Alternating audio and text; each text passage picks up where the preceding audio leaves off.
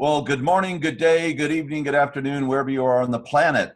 This is John Dupuy, and this is Spiritual Technologies 2.0. And this is our first group discussion, a panel, and I have some very exciting, great folks that I've just recently getting to know, and a very distinguished panel. And we have with us today Dr. Julia Mossbridge, Dr. David Muesham. Did I say that right? Close enough. Close enough. And Dr. Beverly Rubik and Mikey Siegel. And maybe just you can introduce yourselves. And Mikey, you're in the upper left, and I decided that would be a good place to start just randomly. So why don't you tell folks who you are and what you're doing? Thank you. It's a pleasure to be with this really fun group. We've been joking around here for a little while. I really don't know what I'm doing. Sort of figuring it out as I go along. But I seem to be continually from some deep place driven by this potential for, let's see, I describe it differently every time, for the evolution of spirituality and exploring what that looks like and what that means. And I have an engineering background, and I'm kind of a nerd, and I like technology. And so what that looks like for me a lot of the time is exploring how our scientific and technological landscape can directly explore not just the understanding of spirituality, but really the development of totally new tools that can support in a skillful and really profound way the individual and collective evolution of the human experience. Terrific. Thank you. Julia. What Mikey said sounded really good to me. My background is in neuroscience and experimental psychology, and so I got to where I am now with a different route, but I have similar motivations for this part of my work. So I'm the director of the Innovation Lab at the Institute of Noetic Sciences, and Mikey Siegel, who just spoke, is one of our advisory council members. And we are aiming to try to take the research that the Institute of Noetic Sciences and other places that have been studying sort of the cutting edge of consciousness and spirituality research, and we're trying to build technologies that apply what has been discovered so that people can actually use those technologies to help forward their paths, to move forward on whatever path they're on. And so I'm delighted to be here. Well said. Thank you. Beverly. Greetings, everyone. I'm a biophysicist by training. I've lived through Spiritual Technologies 1.0, which I would call the psychedelic era in my youth. And have been interested in questions outside of the box about life, the relationship between consciousness and the physical world, and the biofield, the energy field, and how those two are related. So I'm mainly researching some of these technologies, and I've looked at things like neurofeedback, 40 hertz neurofeedback, some of the novel neurofeedbacks, and some of the older technologies, even going back to pyramids and their relationship of our behavior and the biofield technologies. And I'm really delighted to be here. Thank you. David. Hi, everyone, and thank you for putting together this panel on this incredibly fascinating topic. I'm a biophysicist. I've been working primarily in bioelectromagnetics for the last 25 years, working with companies that have developed FDA-cleared devices for pain, inflammation, and we're currently looking at the ways that electromagnetic fields and different types of energies can be used to enhance health and well-being, to treat lots of different kinds of illnesses. One of the things I find so interesting about this time is that we often talk about the biofield, or these new technologies of consciousness, and I'm of the opinion that many of them have been around for a long time. For example, electroencephalography, reading your brainwaves, is an information-based way of looking at life. And this is in many ways fundamentally different from just trying to see how the molecules fit together. So what we're seeing at this time is a tremendous exponential growth, almost an explosion really, of what we're learning about how the subtle aspects of the mind work and how these relate to our spiritual experience, to our health and our well-being. So I'm very happy to be here and to continue the discussion. As you probably know, if you've been watching the series, I'm the CEO of Iweak Technologies, and we are a company that tries to develop just cutting-edge brain entrainment technologies for meditational tools, for all the things that happen when your brain begins to improve its function. And it's very personal. I think I know this technology saved my life. I was deeply, deeply depressed, and my older brother had committed suicide, and I was almost there myself when this stuff started to heal me. So, and one of my real passions is trying to not just develop the technology, but develop the techniques and the practices that are most efficient. Because we can build really great stuff, but if we don't use them in an educated, informed, skillful way, we're just not going to get there. You can have a Safari, out in front of your house or in the garage, but if you don't know to put gas in it, how to turn the keys, how to steer it, you're going to run into a tree. So it's been the techniques, the practices to use, as well as the technology, the actual artifacts, actually things that we're building, and hopefully developing some sort of map that informs us why we're using these things and which way human evolution goes in a positive way. And of course, the other side of the coin is what happens when we don't do the work. What happens when we devolve instead of evolve. So that's where I'm coming from. So let me put out the first question, and we can just do this popcorn style. People can just answer as they feel. We don't have to wait for me to call on them or do it in sequential order anymore. But what is really the most exciting thing right now, the frothy edge of your creative work, and what is your biggest challenge? Okay, I like to talk, so I'm going to start. Thank God somebody does. To me, the cutting edge is about developing assessments and then followed with guidance for people on their path. So assessing where someone is on their path, educating them that wherever they are on their path is just fine, and then giving them guidance and resources about how to stay on their path toward the direction they want to go. To me, that's just a whole new arena that's just starting to open up. There's so many different tools. I call them transcendence technology tools, but there's many different names for them. But these are tools that are trying to nudge people towards self-transcendence and collective transformation and a sense of the sacred and a sense of unifying with something beyond themselves. But they're all sort of piecemeal. And so I think where this needs to go is towards let's look at the whole path, find out where you are, find your fellow travelers, and work together to move forward in whatever direction you're going. And I think that really, one of the reasons why that's cutting edge is because it's difficult to figure out how to do that in a way that's not going to become dogmatic and that's not going to become adversarial. There's all sorts of ways it could go wrong, but I still think it needs to be done. I'd like to chime in a little go ahead. To agree completely with everything Julia just mentioned. I think one of the interesting things about this time is that we do live in a technological society, and the development of technologies, once they're discovered, I think is inevitable. History shows us this. So what we're seeing now is an ability to explore consciousness, both from the scientific or the object-based, and also from the experiential, the subject-based perspectives. And this has a promise of unifying the two.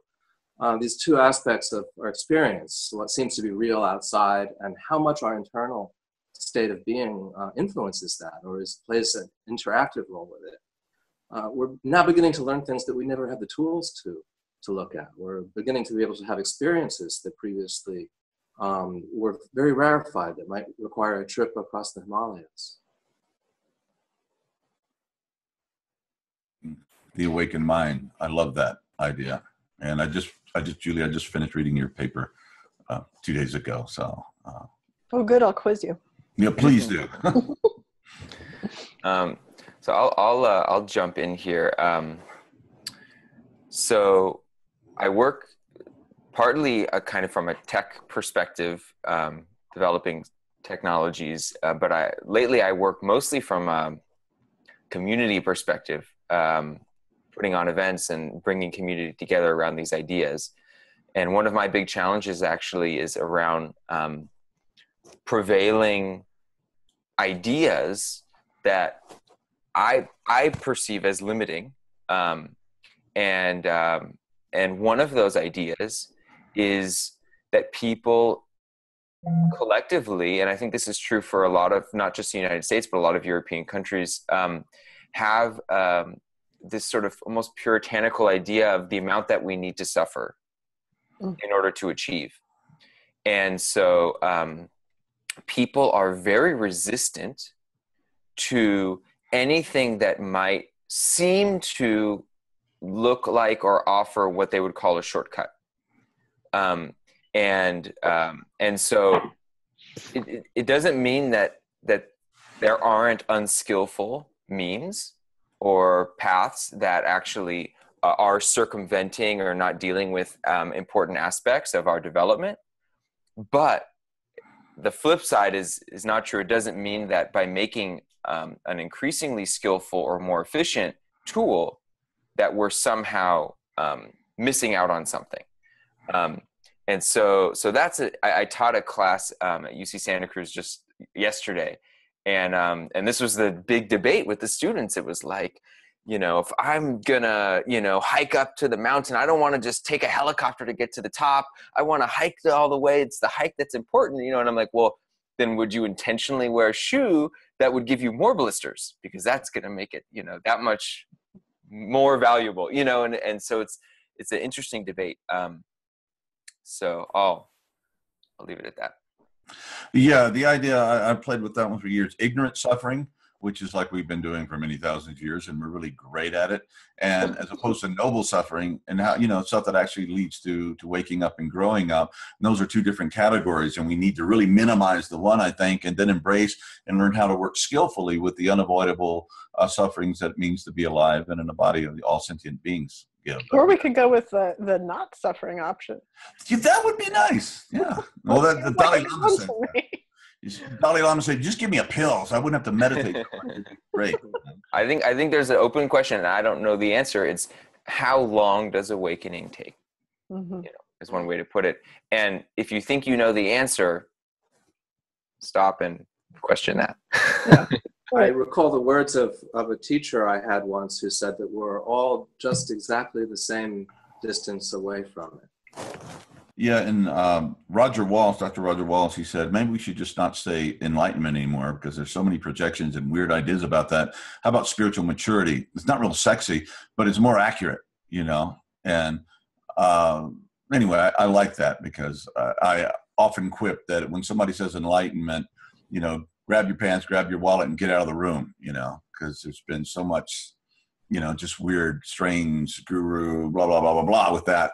And I think that's one of the things that this technology is doing. Again, it's democratizing this thing to give people the tools and the techniques to empower each one of us to be on this awakening journey in a really effective way, Hey, David.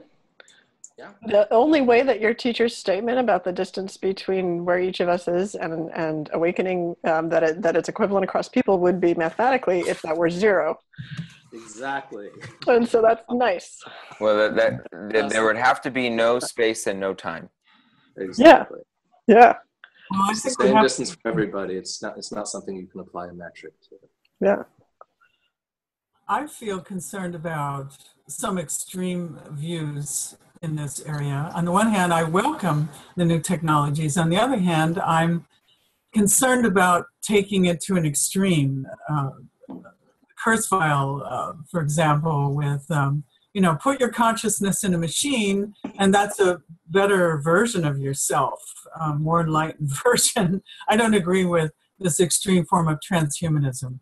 And I think it's dangerous because then it puts AI above being human instead of us using AI and other technologies to enhance ourselves. Because I think consciousness is really a primary in the universe and not something that can be reduced to a machine. And I think, I don't know where the public stands on this, but I think that as leaders in the field, we have to take them by the hand and be very careful that we move forward with a very wide and enlightened view of consciousness to bring to the public. Yeah, and you reduce it to something that can be put in a supercomputer. And in one of the conversations, Ken Wilber was talking about this. He says, we're not just the intellectual linear stuff, but we actually carry with us in our beings every ancestor, every evolutionary beings that we were before we became human. So it's not just putting together the right algorithms and the right super chips or whatever. There's a lot more to being human, and the danger of reductionism is like science always has that problem. But if that's correct, then we shouldn't worry about Kurzweil's agenda, right? Because if it's really the case that consciousness is primary and can't be reduced to, tubes in not vacuum tubes anymore, but chips in a machine, then we don't have to have a problem with Kurzweil's agenda, right?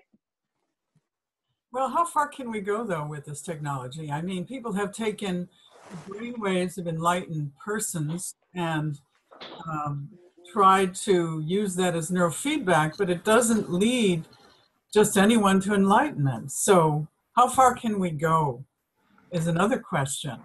I don't know how... Go ahead. Sorry to interrupt.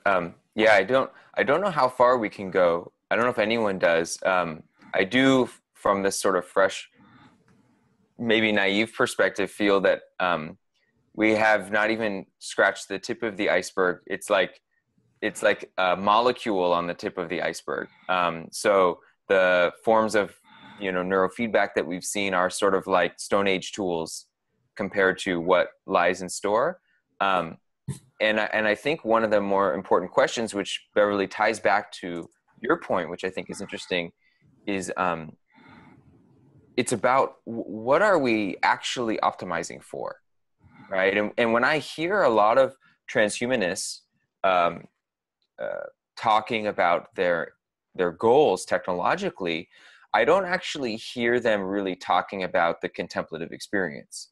I hear them mostly talking about some version, and not talking about everyone, because there are certainly exceptions, but some version of really perpetuating some semblance of a separate self that exists inside of us, which is in many ways contradictory to a lot of Eastern thought or aspects of the contemplative experience. And so I think it's important to kind of not just sort of group everything together as sort of optimizing for the same thing. And I think this question of what are we optimizing for automatically brings up the question of who's optimizing, right? What's the underlying intention, the spirit, the energy behind the development of these technologies? And so I think it's also important to relate who is doing this, and why, these kinds of questions. I'd like to chime in on that. Thank you, Mikey. I think that's a really great point. One of the things I see right now is that there's a dual track. On the one hand, you have a great many people who are exploring this, as Mikey is, as the consciousness hacking movement is. People experimenting and really being explorers, almost like astronauts into an uncharted domain. They're bringing back data. They're not working within institutions that have review board approval, so much of that data isn't being published. But nonetheless, it's kind of like the Wild West out there. And people are exploring what's like, what's going on. At the same time, there's a second track, which is the tremendous momentum in scientific research and technology development in non-invasive brain stimulation, different neuromodulation techniques, which understood that using light or sound, electromagnetic fields, and other types of energies that we may not have good descriptions for, all of these are undergoing rapid development, and there's quite a lot of money going into those directions. Much of that money is directed towards those types of technologies that can be commodified. And of course, generally speaking, the stuff that you can sell is the stuff that gets researched more. And that's the way that kind of environment works. So these two dual tracks, in a sense, are meeting, they're converging. One of our goals at the Consciousness and Healing Initiative is to try to foster that convergence and to try to understand this greater field, not just from the point of view of science and technology, but what it means. And so taking into account the data that the consciousness hackers are bringing back for us as they explore that wide west is pretty important as well. Yeah, and Mikey, to kind of get what you're saying, back to what you're saying, I think there's what's, Pam and I met, studying transpersonal psychology back in the late 80s and 90s, and we've been on this thing. And I think what's become very clear is you have to have two sides of the street.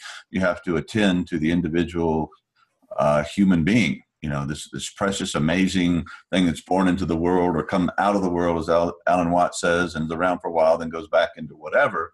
And then there's that kind of non-dual realization, or I love that term you're using, the non-symbolic. What was the last part of that phrase?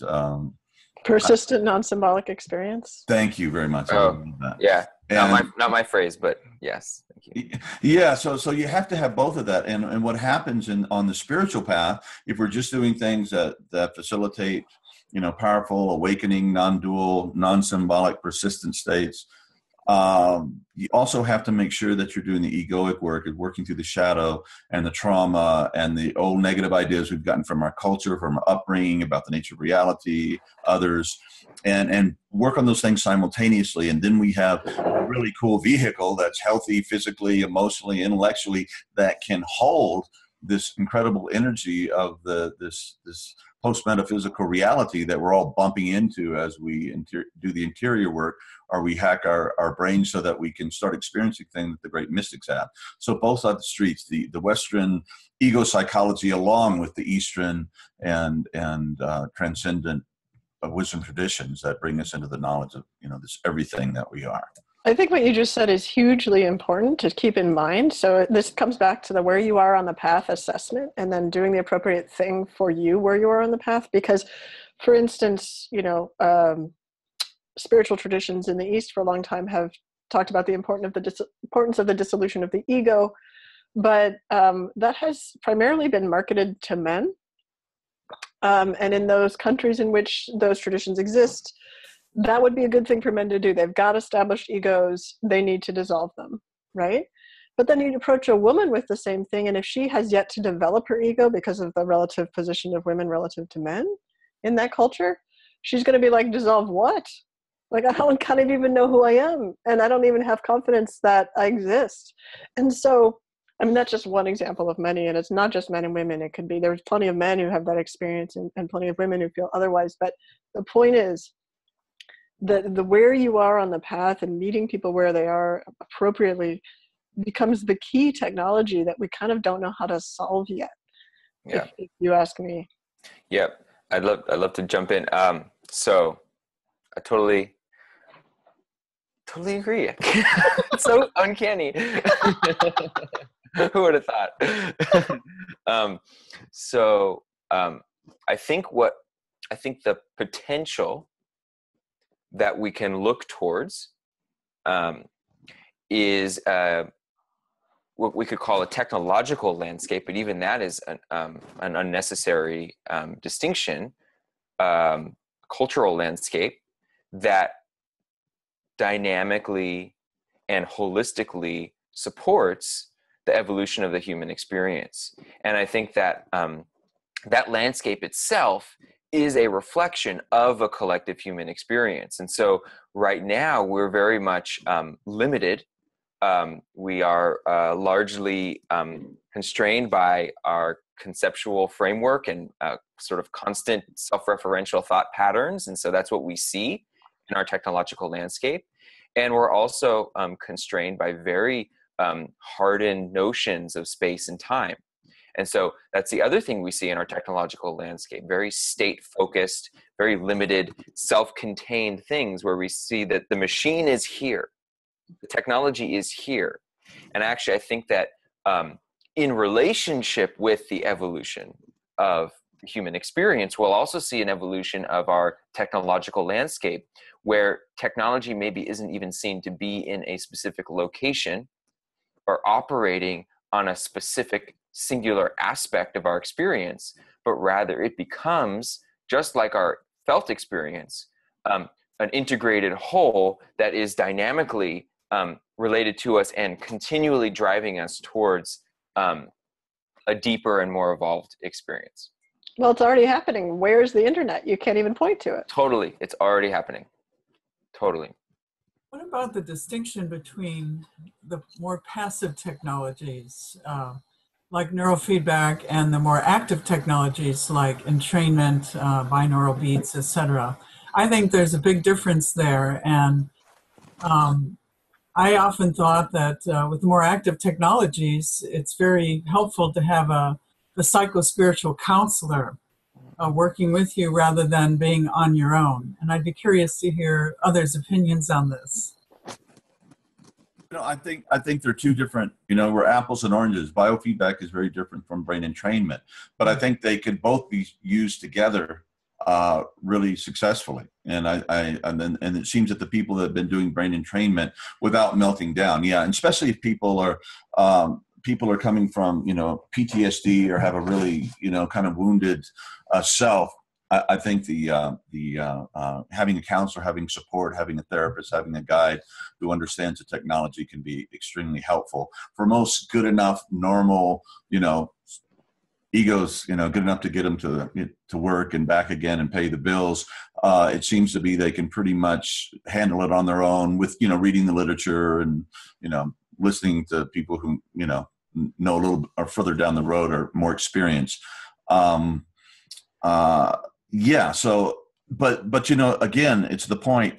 We're developing the technologies, the artifacts that hack consciousness, but also we need to have the teachers, we need to have the practices, and we need to have the general kind of philosophic maps of what does it mean to be a human being and why are we doing this work. So there's not just one thing; it has to be all this stuff brought together for a complete package. And I think when we do that, we'll really get in that transformational superhighway not in a disjointed or dissociated way of developing, but a real holistic, integrated way that we really have healthy human beings that are coming from, head in the clouds and the non-dual, but feet on the ground, and kind of birthing a new type of human being that's really up to the challenges that we face in our human family right now.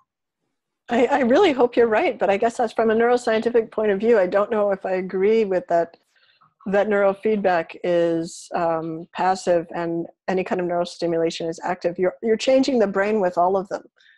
So in the end, you're changing the brain. When you do neurofeedback, you're changing the brain. When you do any kind of neurostimulation, you're changing the brain. So nothing is inactive about the brain ever, even when you're sleeping, right? And so it seems to me that you need a guide for both kinds of technologies because, for instance, neurofeedback is basically some neuroscientists and engineers sitting around and deciding how they think you should change your brainwaves. Well, what if you're not like the average person? What if you're not the average bear?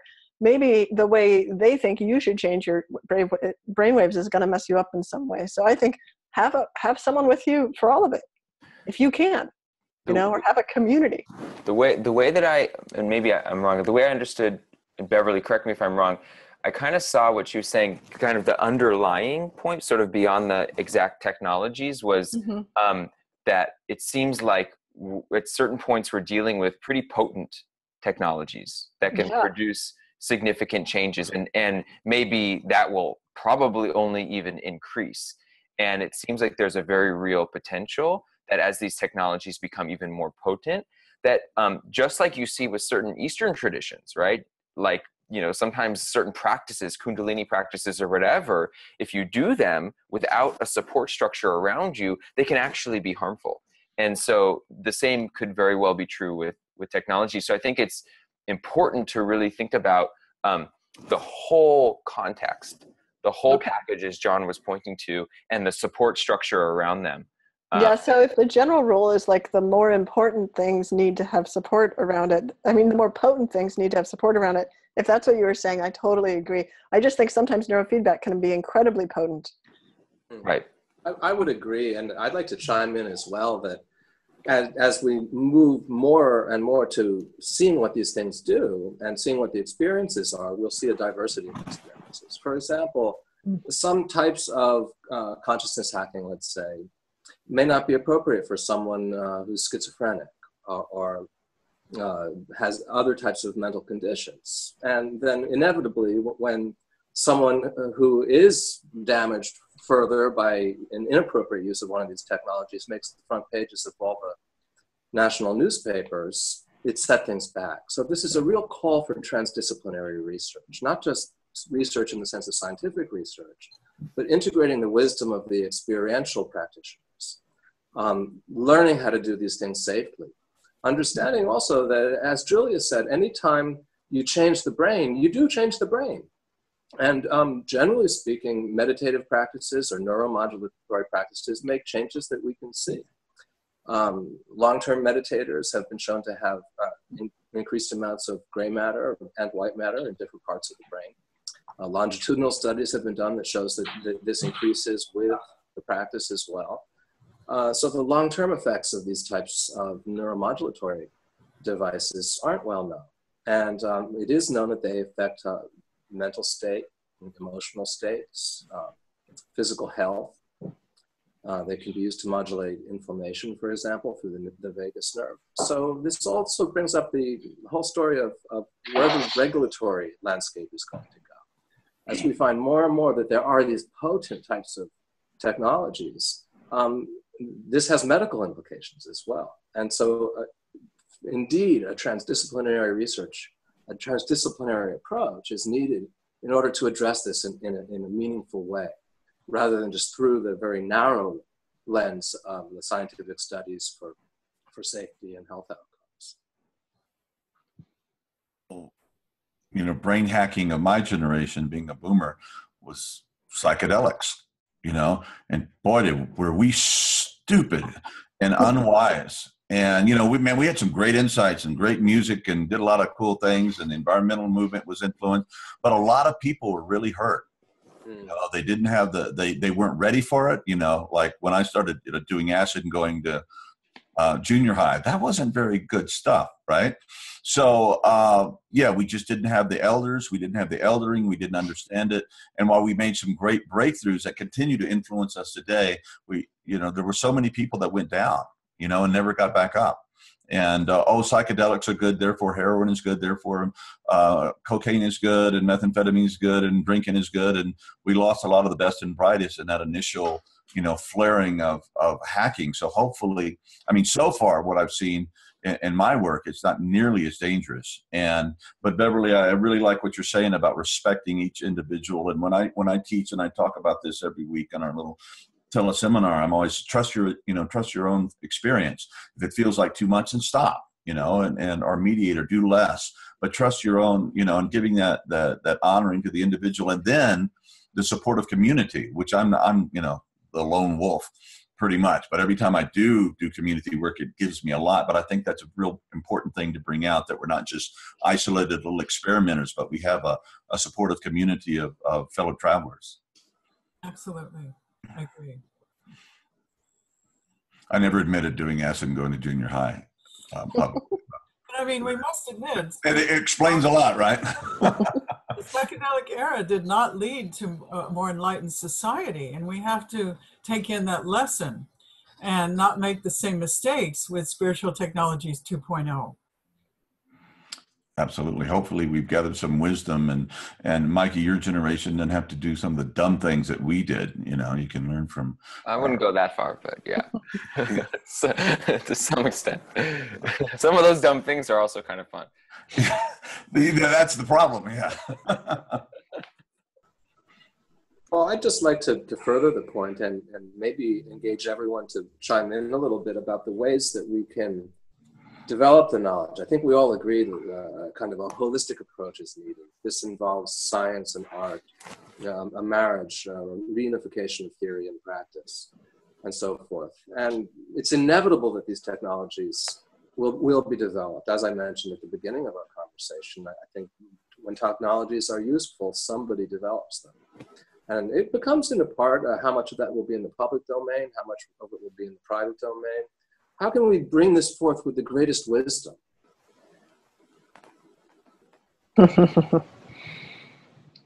Yeah, because they're going to be huge mistakes, and the nature of human beings. We have lots of problems with anything. Anything we try to do gets messed up, Yeah. often. So I guess I'm totally biased. So I'm going to put forward my bias. I have a great belief and conviction that science will help us choose the right direction. And that's just because I'm in love with science, and science never lets me down. So I believe if we use science the way it was designed to be used, which is to ask questions about how human beings work and how the universe works in general and how consciousness works, and then we listen for the answers, and we really listen for the answers instead of just putting what we think the answer is on top of whatever we receive back. But we really listen for the answers. Eventually, and it'll just take a long time, but eventually we'll get to the place where we get it, like, oh, it doesn't work like that. We were trying to do psychedelics, but it turns out that's kind of a disaster in terms of a major program for creating enlightenment. So now we're going to try this. And I just think that's, other people call it trial and error, and I guess I call it science. And it just takes a long time, and I think that's okay, because I don't necessarily believe that, it's a race to the finish. But I think if we can train ourselves to really listen and be disciplined enough to listen, we're going to be okay. We were getting into, my girlfriend and I got into this huge argument, and we both had our Yoki tea. And at one point she looks at her tea and she starts laughing, and she's like, oh my God, you have to read it. And then she's like, what does yours say? And I look at mine and I'm like, I'm not telling. And so hers says something like, you always speak the truth. And I like, she's like wanting to see mine. I'm like, no, you can't see it. And then finally I showed it to her. It says, develop the power of listening. I'm like, shoot. Man.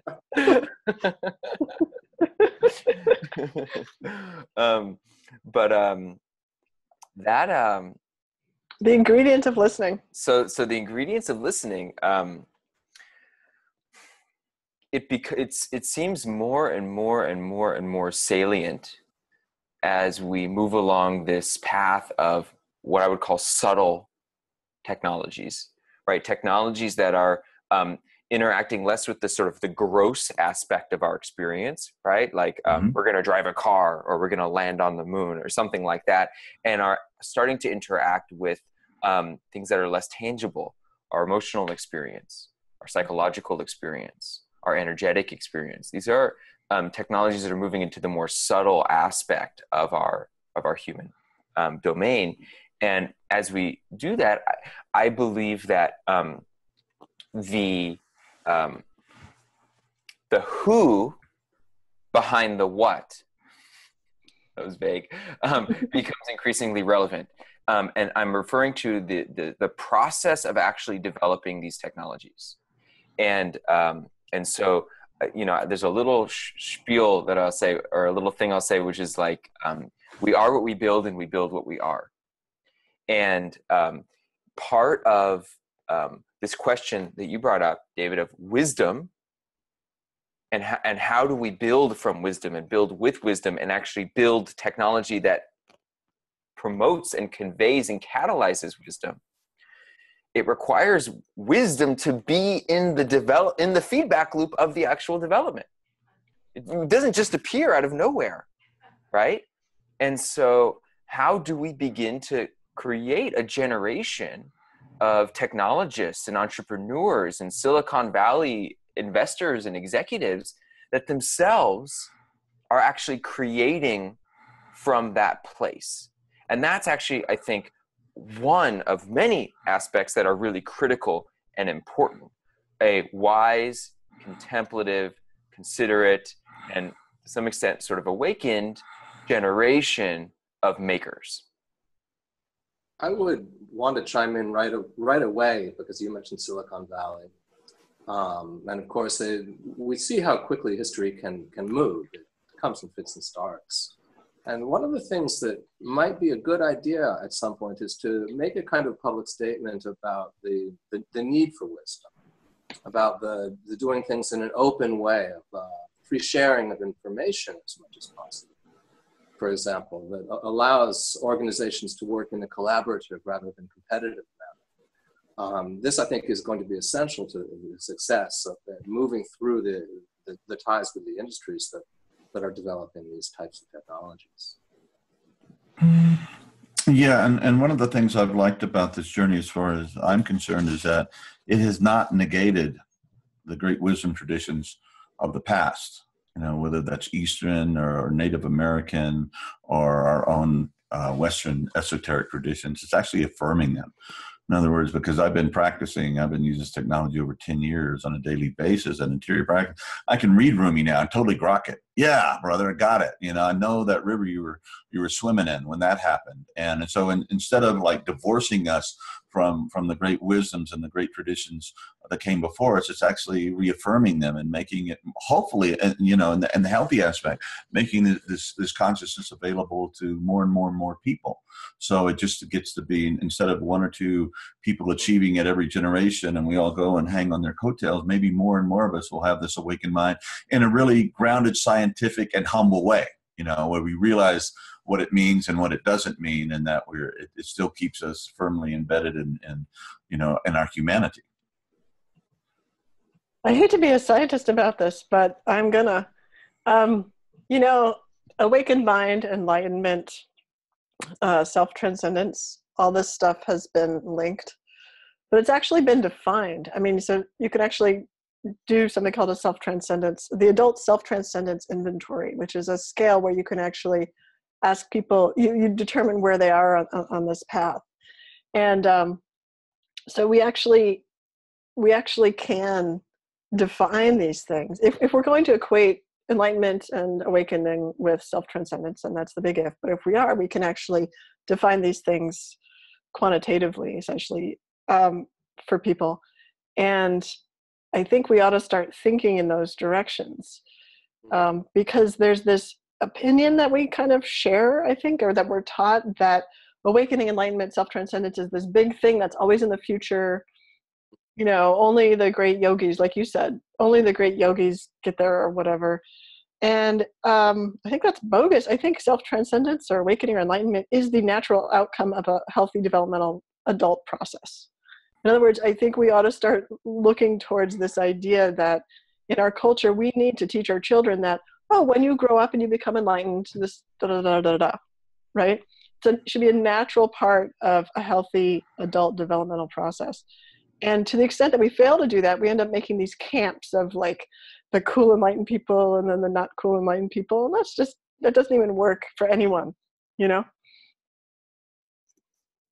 I think one of the promises of technology there is that it offers a secular route to that. And so this has the potential to be something that can be embraced by everyone in the world. Everyone believes in their mobile phone. And I'm a big advocate of the same thing, of this sort of secular or sort of largely non-language based advantage of technology, because right now the best tool we have is language for doing this stuff, the most common one at least. But I always also like to point out that we can never be context free, right? And so we could say that religion or spirituality is the context within which the pointer is being sort of housed. And even if you have the most advanced, the Enlightenment button or whatever, you know, it's still like, well, who told you about it? What did they say about it? What magazine did you read about it in? Which clinical office did you walk into? Who was standing right next to you right after the technician? You know, whatever the situation is.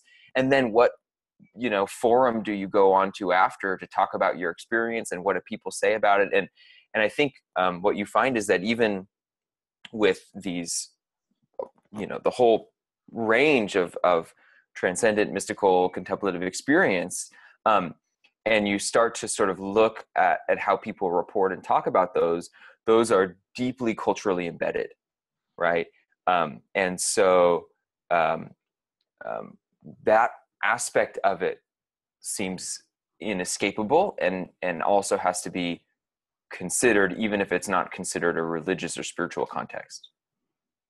One of my concerns, though, is, and Julia mentioned this in her paper, which I thought was great, is that practice is key. But if we have technologies that are enticing the public, they could become dilettantes in many technologies, but not committed to a singular practice or tradition. And that concerns me because I don't think it makes progress either on that path to be a dilettante.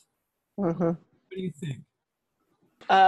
Yeah, so actually scientists, I'm going to plug the Institute of Noetic Sciences. So the scientists there have, for more than 10 years, gotten, I think it's at this point, 2,000 questionnaires from people around the world, and I think 60 in-depth interviews with people who have been through multiple stages and are in a state of awakening or enlightenment or self-transcendence or whatever you want to call it, and have asked them about their path. And what they did is they looked across cultures. So they looked across religions, they looked across cultures, mostly Western cultures, but still within the West, the cultures, and across religions, and they found the commonalities, and they created a path that draws on the commonalities of all these as just a secular path. And Beverly, what you were saying about practice being important, that's one of the pitfalls. People would fall off the path, and they would tell stories about falling off the path when they would say, oh, this practice is cool, I love meditation, and then the next week, oh, it's yoga. Yoga turns out to be the right practice. And then the next week, it's whatever, taking LSD or whatever it is, right? And so it's almost people, I'm almost convinced that if you develop your own practice, which is tying your shoes, and you take 5 minutes to tie your shoes every day, and you do it in a mindful way, then that practice will lead you on a path. It kind of doesn't matter what the practice is, as long as you keep doing it and you learn from it. That's the point. Yeah, and living Also, deeply. The path needs to have a heart. If it can lead us to being more gentle, more patient, less violent, more... Right, so the path has to start with internal wisdom. I mean, that's where everyone says the path starts, as an experience of an internal experience of wisdom. So there's some bellwether against which to measure things.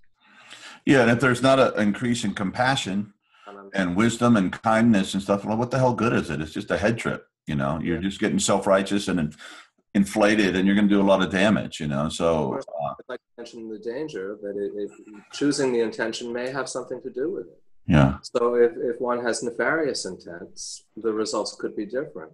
And this is something that we need to understand. Again, it's a plug for science.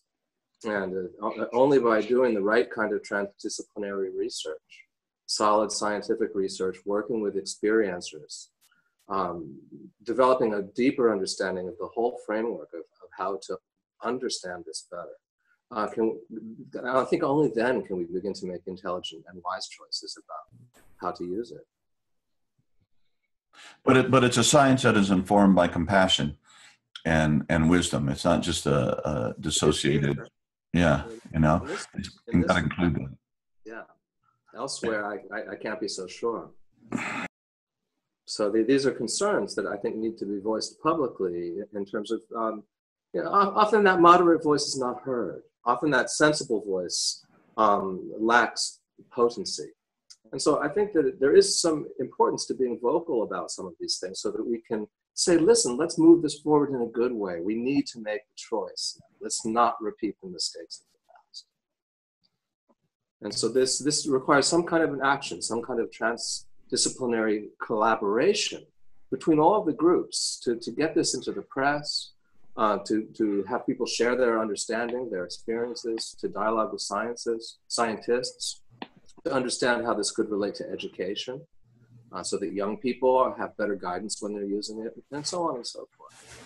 I think there are many things, for example, simply developing the consciousness hacking community and working together with scientists and creating this dialogue between all of us this is an enormous step in the right direction towards guiding these technologies and these experiences in a beneficial way. Well said.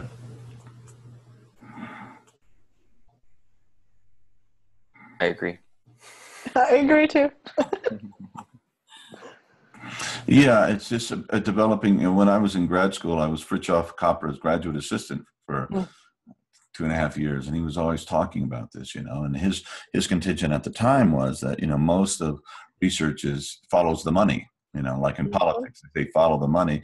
And at that time, 70-something% or 80% of all the research money was being channeled through the Pentagon. So they weren't exactly looking for consciousness hacking unless it was some kind of negative way to control, your enemies on the battlefield or something. And so that is a consideration too. And, what do we do? I think a lot of us are, I know I've been kind of on the periphery of things, and often revolutions start at the periphery because the centers are pretty hierarchical and they're pretty solidified. So how do we do that? And what happens if someday the world wakes up to what we're doing and a lot of money starts coming in? Hopefully we've hacked our consciousness enough to realize that, it's just oxygen, it's just energy. And how do we challenge that without becoming weird and proprietary and, all of those foibles? Luckily, we haven't hit that yet, where I'm sitting. So again, it's can we, like I think, Mikey, you were talking about wisdom developing the technology that in turn, gives us that feedback loop where we become more wise, and my contention is at a time where the human family and all the other, brothers and sisters, sentient beings on the planet are looking to us because we're the top of the food chain to get our stuff together. So they'll have an opportunity to keep evolving and growing. Can we develop the technologies we need to get enough of us to the point where we have a tipping point and we go towards survival and towards beautiful evolution and of developing our human potential on the planet? So that's the challenge. And I sort of come at this from a fairly optimistic perspective, I think. I look around and I'm amazed. I see this happening. I see really intelligent, powerful, well-educated, creative, brilliant minds of varying perspectives coming together already and exploring and building new ideas. I see this happening from the top echelons of Silicon Valley and venture capital, and I see this happening down in the lowest level of early startups and people exploring these things. I see this happening in academia from young neuroscientists and researchers. I see this happening all over the place where people are walking the walk and talking the talk, and they are merging their own internal process of development with external process of what they actually create and build in the world, and they're doing so collaboratively. Julie and I, a couple of weekends ago, I know she's thinking about this, put together a really cool event that we called a Hackation, and this is like hackathon meets vacation, and really it was more like hackathon meets meditation retreat, personal development retreat. And we got together about 15 really badass hackers from Silicon Valley. Like these are people that are eating and breathing and drinking like computer code or whatever, all day long. And but they're also people that are open, that want to do more with the product of their work. And so we got together at IONS as a beautiful 300-acre retreat center up near Petaluma. And we merged this process of technology development in practice with meditation, with open, authentic communication and conflict resolution, with healthy organic food, with massage, with walks around no one wanted to leave, It was we had to kick them out. It was the most amazing way to collaborate and to work. And it was incredibly productive. And it just brings up this question of, well, if you change the way that you work, the way that you feel when you work, the relationship between yourself, like how you relate to yourself, the relationship between yourself and others, the relationship between yourself and your vision, what you're creating in the world. How does the work naturally change? What is produced out of that equation? And that, I think, is really interesting. Yeah, I agree. I think Mikey's talking about something that's quite profound, this idea that if we change ourselves, we change the world. And coming from this whole experience, coming to this whole experience with that in mind, we begin to see that we're interacting creatively with each other. The experience that I'm receiving from you is dependent upon how I'm able to receive it, how open I am, what I have to give. Totally. Yeah. And yeah, and I would like to, oh, sorry, Mikey, finish. no, please go ahead. I'm in the, so for instance, the hackation, I want to go back to this idea of money. The complaint that John, your advisor, had that, the research just follows the money, but the research follows the money. And so the hackation was made possible because of a research grant that paid for it, because they wanted us to develop a particular application. And so more and more now, science is being driven by private funders and private foundations who want to see the science go in this direction of consciousness, of sacred technology, of understanding of the relationship between the neuroscience of the brain and human experience. And those aren't national funding agencies at all. Those are private foundations, private donors. And because of the more and more people waking up, you have more and more people with money waking up. And so in a way, following the money in this case becomes a good thing. Well, that's awesome. And yeah, as Bobby D said a long time ago, the times they are changing, and Pam and I worked in the field of addiction treatment and recovery for many years. Now with Obamacare and everything is one of the preferred practices. If you want to qualify for insurance money, meditation and mindfulness training is one of the things they look for to provide money for treatment. I mean, how cool is that? So. And I like my beloved addicts and alcoholics, and they're the really early adopters of a lot of this technology that we've been developing, is because they're suffering. It's not just a lifestyle choice, not a cool thing, not just want to take you from a really good place to a better place. It's like from hell, and let's get you out of there and let's save some lives. And so anyway, that's kind of where we started, and it just moved on from there. And David, I think that what you were saying, that this Abraham Maslow, and by the way, Maslow, if he's up there in heaven right now, he's really smiling on this conversation. He's one of my big heroes. But he says that there's this, and you were saying the work that we do on ourselves is the work we do on the world. And the statement from Maslow, he says, what you can become, you must become. We have this potential now. We have the tools. We have the understanding of the brain and psychology and all these things, and all access to all the great world traditions right now, via this miracle of the internet, via the books, via all the teachers in this communication. Can we not, put that together to really become the best version of ourselves? That's something that really affects the transcendent and the immanent and the skillful and the human and the, beyond human. So I think so, I have evidences of it, it's just starting to, it's like, you see the false dawn, and we're out here in the middle of nowhere, and early in the morning, you see a little light coming, you go, no, that can't be. Then after a while, you just see the sun start rising. I'll be damned. It's the sunrise, and it actually is lightening the world up again. So maybe we're on the dawn of this stuff, and finally we're reaching. Take a broad glance at history.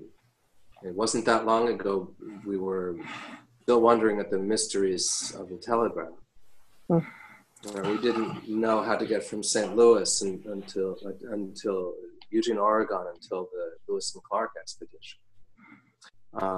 So I think there's plenty of evidence to suggest that what we're experiencing here and what we're learning in the sciences and the experiential aspects could presage revolution. It's much greater than anything that we can imagine. And the only, if you could say that there's an obstacle, which is just one way to frame it, it's just our perception of what's possible and what's not. And if you are certain that it's impossible for humans to fly, then obviously you'll never invent an airplane. And if you're certain that it's impossible for people across the United States to communicate, then of course you'll never invent a telegraph. And I think that we live, it's on one hand, from one perspective, an incredibly technologically impressive and advanced world, right? I mean, Mars rovers are cruising around on other planets. I mean, it's really, really remarkable what we've accomplished, right?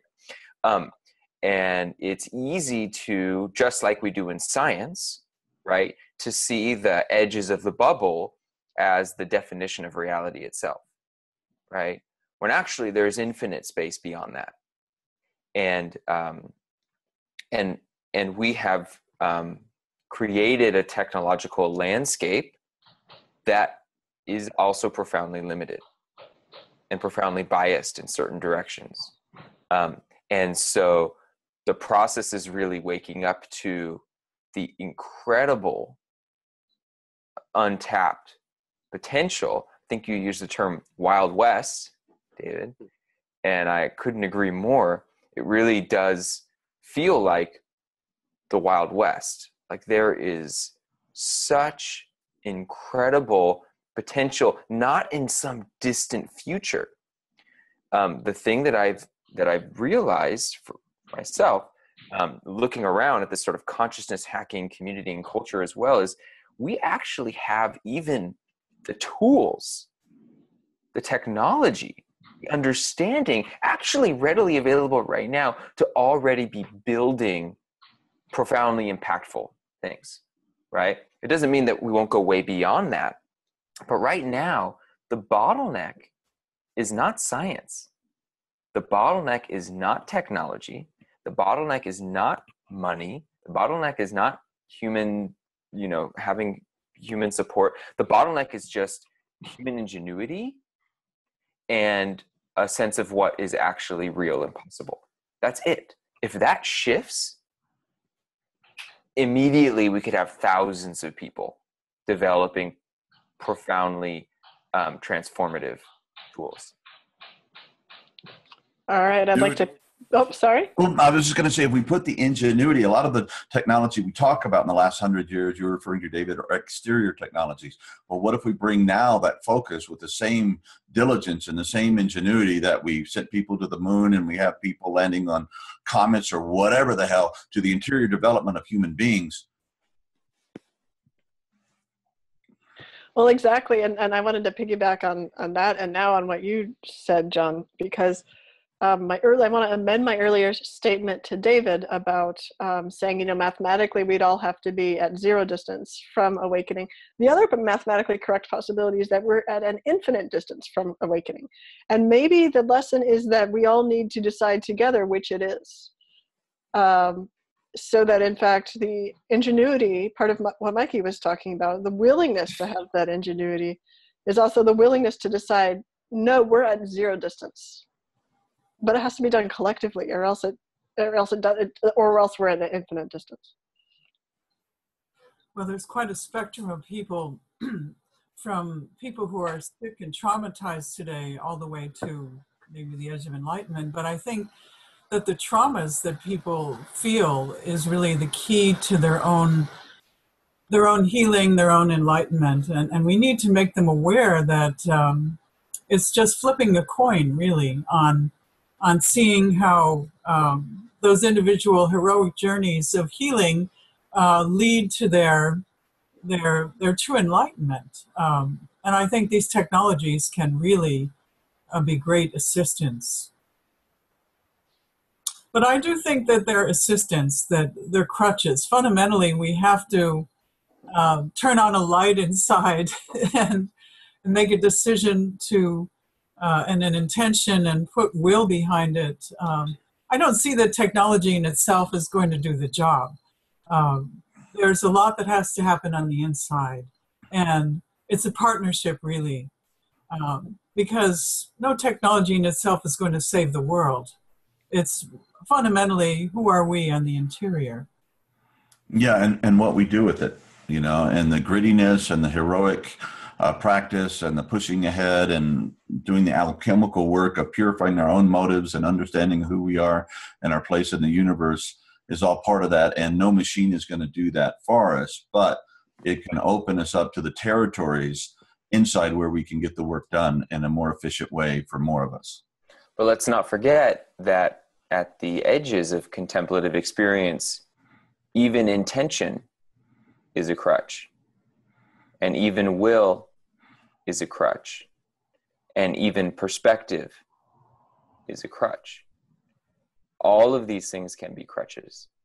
So let's not also forget that this is just a continuum of different crutches that we use, hopefully in a skillful way, and not a black and white distinction between what we call internal and what we call external.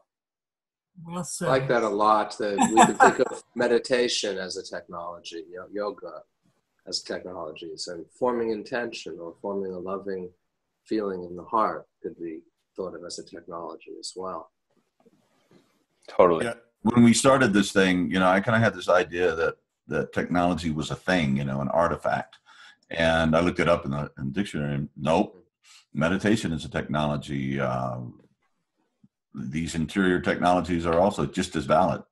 And I think it's the bringing together. You know, this has been. It's just, sorry to interrupt, but it's the skillfulness, and it's the wisdom, and it's the intention through which these tools are developed and utilized. And I think that's it. That's it. It's like and then they can be external, they can be internal, they can be wherever, but you know, that's what's important. And the best tools that we can make, you know, as you can see here, you know, I'm a guitar player, and man, it really helps having a good guitar. You know, I could, you know, suss out something from any old beater, but you know, when you get into these higher places of flow and playing, it really helps to have good instruments to facilitate really good music. Well, guys, what do you think? Anybody have anything they'd like to say that they didn't get to say? I'm almost like afraid, you know, to bring. We could talk all day about. I know. Just scratching the surface. So I look forward to when we have more time for conversations. And those of you I haven't met in person, to meet you soon, and the rest of you, I guess Beverly, you're the only one I've met in person. I look forward to seeing you soon too. We can continue a few more minutes. It's not quite dinner time yet here. And dinner time is a good thing in Italy, from my experience. It is a good thing. Yeah, a really good thing. They've been working on that a long time. Food. What's nice is that we sit around the table and talk. Mm-hmm. It's just a big part of the culture, and it's so lovely to take the time to do that. The very advanced technology. Yes. Conversation. I've heard of that. What's the word? I use the sound as the modality, right? I think it's worth pointing out. Maybe I've been debating whether I should say this, but I'm going to do it. I hope it doesn't launch a whole other half hour. But I think it's worth pointing out that no technology does anything on its own. By definition, humans create technology, and by definition, humans are using technology. And so technology is always a co-creation. That's right. And so therefore we don't really, I think, have to, so the person who invented the pencil, right, was inventing a technology that changed the world forever, right? And it was used to write horrible things and to write some really brilliant things. And it's a co-creation that we always have to be conscious for. So even if we have an enlightenment button that we can press, right? If it doesn't, unless it's a enlightenment button that always sticks, we're going to always have to be conscious and aware of what our co-creation is. And I think that gets to what Mikey was saying. Mikey, let me just reiterate. You said the intention, say it again, the three things. Skillfulness. Yeah. Intention and wisdom. I just pulled those out of my butt. Yeah, but your butt is really smart. So yeah, I think that's right. You're a smart ass and you know it. So that's good. That's what it is. Yeah, I think Julia, just to piggyback off that, I think the more we recognize the inextricable relationship between what we call human beings and what we call culture or the products of humanity, the more we actually see a grander interconnectedness, where there is no inner, there is no outer, there is no us, there is no them, there is no technology separate from human beings, there is no art separate from human beings. Everything is just in this interconnected relationship with everything else and can't exist separate from it. Right, and so it answers the koan, does your iMac have Buddha nature? And the answer is, of course it does. What doesn't, right? You know? So. You get the koan and the answer. I've never I know. experienced the koan that way. Sorry about that. You gave it away. Ruined my chance for enlightenment. However, your PC may not have Buddha. Just kidding. Well, there you go, folks. We've also already been contacted by so many people that were left out of these original conversations that we had of spiritual technologies 2.0. So we're already, looking ahead to the 3.0. And I don't know. I hopefully this will be as valuable to a lot of people as it feels valuable to me. And what I've gained from interacting and listening and being with you guys, and hopefully we can continue this conversation and some in the future, biannually or every 6 months or something like that, because it's a very fast moving field and there's always stuff coming on. And I think the connection, I feel I've been in a very rich ghetto, but nevertheless it's been ghettos. And when I talk to you guys, it just expands, it brings down walls and opens me up in ways that have just been fantastic. So thank you very much. Thank you, John. It's been great. Thanks, John. Yeah, wonderful opportunity. Anyway, deep bow. Blessings.